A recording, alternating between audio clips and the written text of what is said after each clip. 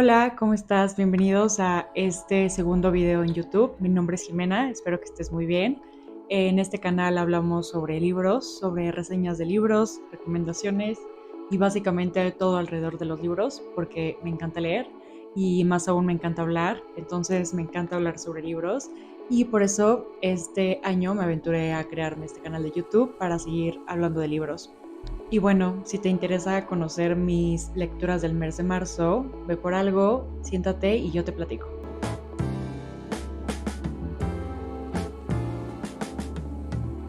Bueno, este mes hubo grandes lecturas, la verdad fue un gran mes lector. Em, Tuve muchas sorpresas y fue también muchos contrastes literarios porque hubo de todo un poco en los libros. Y bueno, el primer libro del que les quiero platicar es Las Malas, de la actriz y escritora Camila Sosa Villada. Es una mujer argentina y Las Malas es una novela, biografía slash ficción. La autora al final de su libro nos deja a nosotros como lectores la libertad de elegir si es una biografía o si es una biografía ficcionada. Este texto tuvo varios premios y entre ellos el premio Sor Juana Inés de la Cruz, que se entrega en la Feria Internacional del Libro aquí en Guadalajara y es un premio bastante importante. Y bueno, creo que este libro yo lo calificaría como un libro valiente, muy intenso y muy poético. Las Malas además fue nuestra lectura para el mes de marzo de nuestro club de lectura y la verdad es que gustó bastante, sobre todo nos dio para reflexionarlo durante 5 o 6 horas, pero en realidad y en general gustó mucho. Y bueno, para mí este libro fue además increíble no solo por la historia que trata, sino por la manera en que Camila escribe. Camila escribe con una fuerza poética y muy intensa que no nos deja indiferentes. Para mí este libro valió la pena no solo por la trama, sino por la forma de escribir de Camila. Y bueno, ¿de qué tratan Las Malas? En Las Malas, Camila Sosa nos platica de su vida dentro de un grupo de travestis en Córdoba, Argentina, específicamente un grupo de travestis que se encuentra en Parque Sarmiento, en Córdoba. Y bueno, Camila nos cuenta un poco más acerca de los días de estas mujeres, de sus noches, de su trabajo, de las fiestas que hay, de los lutos que hay, de las lágrimas, de la violencia, que es muchísima la violencia en la que eh, se ven arrastradas, no solo dentro de su trabajo, sino también fuera de su trabajo. Pero también Camila en Las Malas nos platica que en un mundo tan violento, estas mujeres se encuentran, forman comunidad y una comunidad llena de solidaridad, amor, amistad y mucha resiliencia. En este libro van a encontrar mucha violencia, mucha crudeza, pero también es un libro que llena de amor y mucha ternura. A mí me pareció un libro muy tierno. También es un libro donde hay mucha magia, tiene sus toques de realismo mágico que a mí me encantaron porque se sintieron muy naturales, como muy orgánicos dentro de la prosa de Camila. Y bueno, a mí me gustó muchísimo Las Malas y para mí fue uno de esos libros que me recordó porque es importante leer, porque seguir leyendo y por qué es importante que algunas personas nos cuenten o nos narren su historia, porque son historias importantes de las que a veces podemos ser ajenos, que son realidades que tal vez nos puedan incomodar, pero que aunque nos incomoden, esas realidades están ahí, ya sea cerca de nosotros o lejos de nosotros, muchas veces mucho más cerca de lo que nos imaginamos. Creo que son realidades que además en la manera en que lo cuentan personas como Camila nos transforman y definitivamente no nos dejan indiferentes después de leer una historia así. Y yo te recomiendo Las Malas si lo que buscas es un libro que te deje reflexionando. Definitivamente es un gran libro para club de lectura. Justo aquí tengo el libro, no lo había mostrado. Lo tengo súper anotado. Creo que todos lo anotamos mucho y a todos les gustó. Y bueno, definitivamente es tu libro si lo que quieres es reflexionar y un libro que te saque de tu zona de confort. Creo que hay un proyecto o está la tentativa de un proyecto para llevarlo a la pantalla, no sé si en forma de serie, en formato serie o en película, pero definitivamente sería algo que yo vería, pero me quedo con el libro mil veces. Bueno, y del segundo libro que les quiero platicar es La muerte de Napoleón de Simone Leys, editado por El Acantilado. Y bueno, esta es una novela de ficción, es un autor que yo no conocía nada de él, pero fui a Gandhi, estaba en Gandhi y no sabía qué leer, no sabía cuál iba a ser mi próxima lectura. Y cuando me pasa eso, la verdad es que voy mucho por las editoriales que me gustan. Y El Acantilado es una editorial que me gusta mucho, sobre todo porque tiene casi toda la obra de Stefan Zweig. Y yo tengo una obsesión, un amor platónico, una obsesión casi neurótica con Stefan Zweig. Y leí la reseña y me pareció súper interesante, además de que es una novela súper pequeñita, no pasa de las 150 páginas. Y bueno, como les decía, esta es una novela de ficción y es de esos libros que me gustó más por la forma de escribir del autor que por la historia que tratan. Para mí este libro fue cómico, brillante, sofisticado y ligero. En la muerte de Napoleón, Simone Leys nos narra una historia alterna a la que fue en realidad la muerte de Napoleón, sus últimos días. Nos cuenta una historia alterna en la cual Napoleón Bonaparte, el emperador de Francia, logra escapar de Santa Elena, de la isla de Santa Elena, en donde estaba en prisión, y logra llegar a París en el completo anonimato.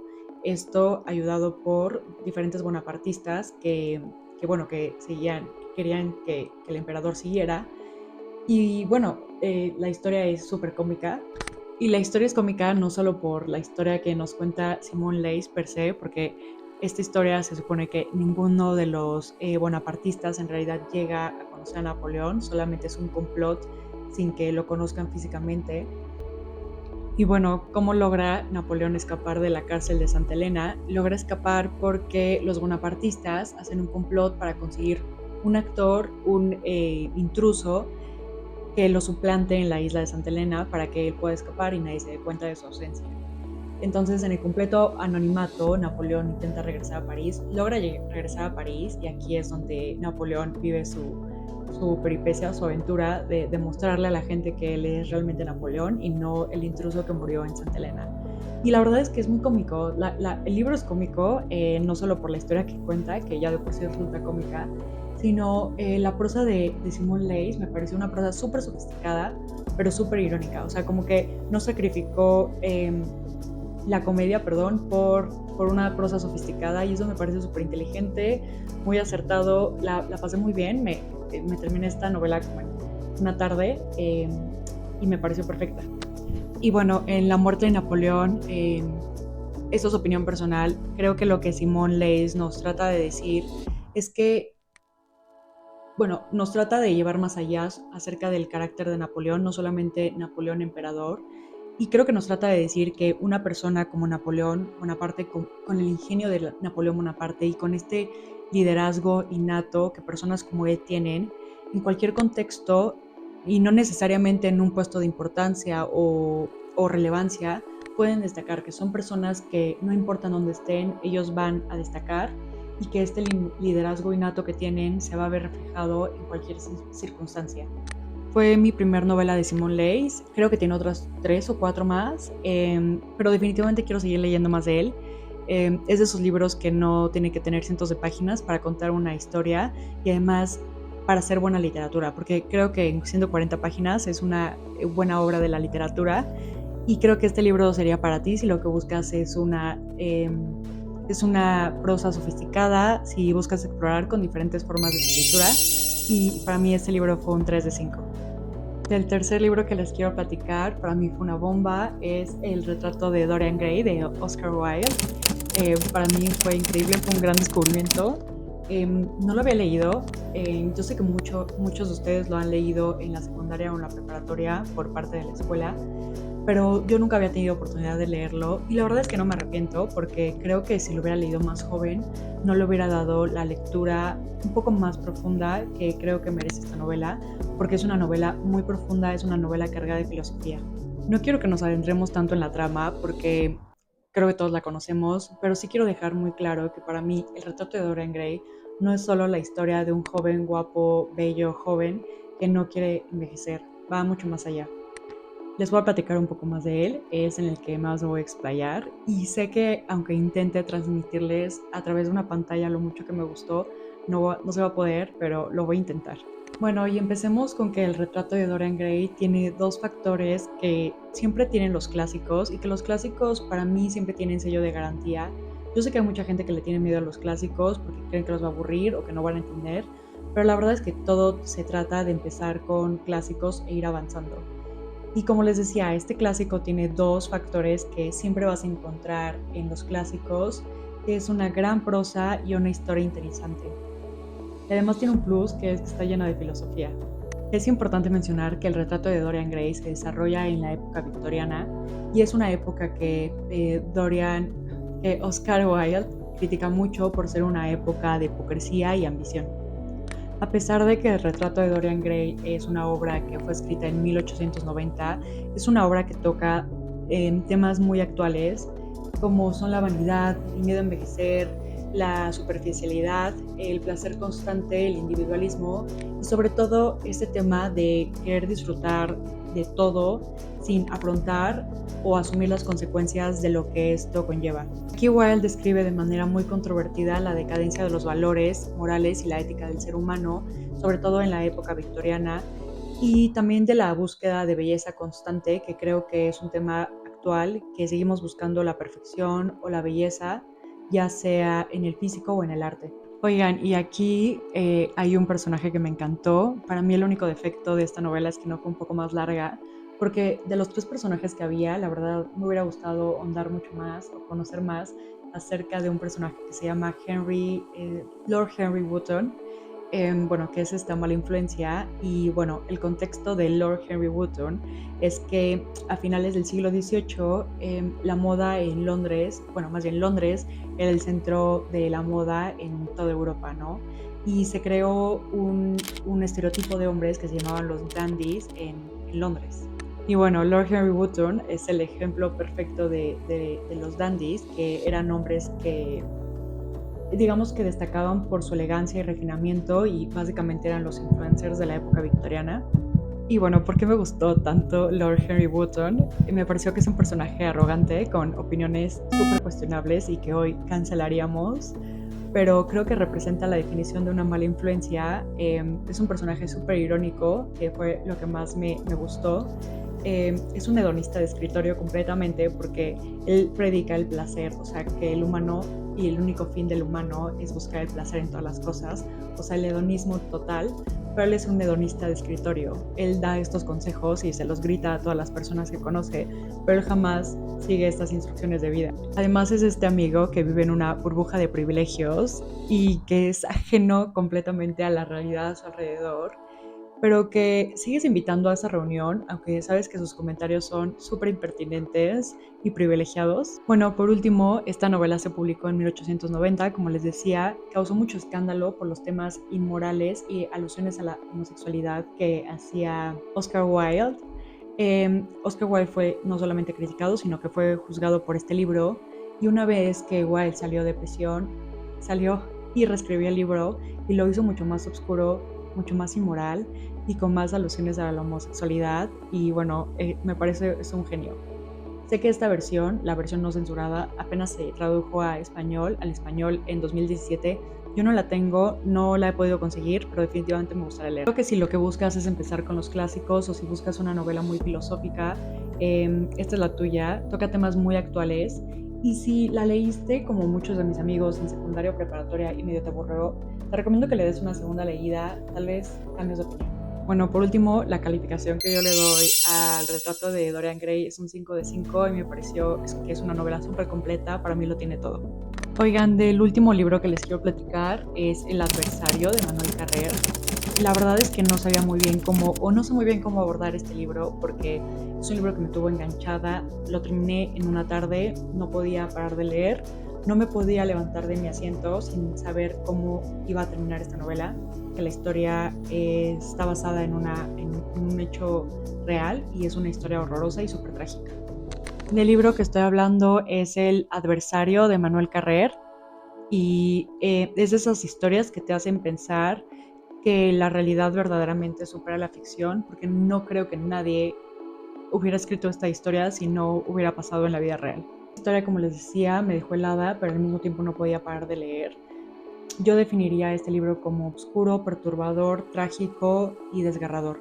Como les decía antes, esta novela no es ficción, está basada en un caso real, del que yo no sabía hasta que leí la novela, y después de que la terminé, pues tuve que indagar mucho más en las noticias para saber mucho más qué pasó.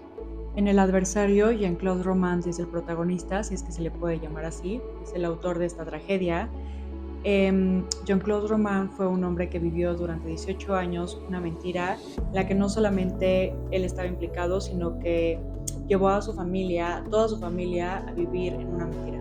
Jean-Claude Roman se despertaba cada mañana, todos los días, se despedía de su familia, se arreglaba como si fuera a trabajar de médico, no a cualquier lugar. Él decía que iba a trabajar a la OMS, a la Organización Mundial de la Salud. Se despedía de su familia, pero en realidad no iba a ningún hospital, a ningún consultorio ni a una oficina. Durante 18 años él pasaba los días en cafeterías, caminando solo por el bosque o simplemente perdiendo el tiempo esperando terminar su jornada laboral en estacionamientos públicos. Todo esto durante 18 años. Y bueno, aquí Emmanuel Carrer lo que intenta es desentrañar la verdad de qué fue lo que llevó a Jean-Claude Romand a cometer el asesinato de su esposa, de sus dos hijos, de su papá y su mamá. ¿Qué lleva a un hombre a vivir una mentira durante casi 20 años? ¿Cuánta soledad puede cargar un hombre llevando una mentira que no puede compartir con nadie? ¿Cómo es posible que un hombre pueda sostener una mentira durante 20 años? Una mentira que además te obliga a estar en completa soledad porque es una mentira que no puedes compartir con nadie más, que te obliga a vivir en soledad todas las tardes de tu vida. ¿Cómo llegó Jean-Claude Romand a matar a toda su familia? ¿Cómo un hombre llega a preferir matar a toda su familia en lugar de que ellos sepan la verdad? Este libro me recordó a Sangre Fría de Truman Capote por la frialdad con la que ambos periodistas narran estas historias, que es una frialdad que a veces te incomoda, pero que por ratos agradeces, ya que siento que ninguno de los dos intentó hacer más morbosa esta historia de lo que ya es, de lo que ya podría ser. No lo intenta hacer más horrible, no intenta que el personaje te caiga mal, que te caiga bien, él solamente te cuenta lo que pasó. Carrer dudó mucho en si él tenía derecho para escribir esta novela, ya que él sabía que se iba a beneficiar de escribir esta historia, sobre todo porque pues, obviamente fue un caso muy mediático.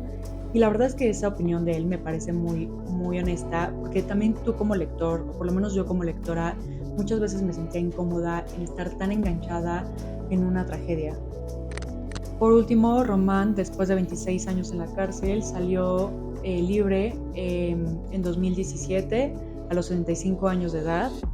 Y bueno, El adversario es tu libro, si lo que buscas es una novela que te tenga enganchado, si te gustan las historias que te dejen con un nudo en la garganta o en el estómago, para mí fue un 3 de 5. Te gusten tanto como a mí. Si te animas a leer alguna de estas, déjame en los comentarios. Y si quieres saber más acerca de mis lecturas o de qué leer en el futuro, pues te recomiendo que te suscribas al canal, te lo agradecería mucho. Ya sabes lo que tienes que hacer, darle like, compartir, suscríbete y activa la campanita para notificaciones. Bye.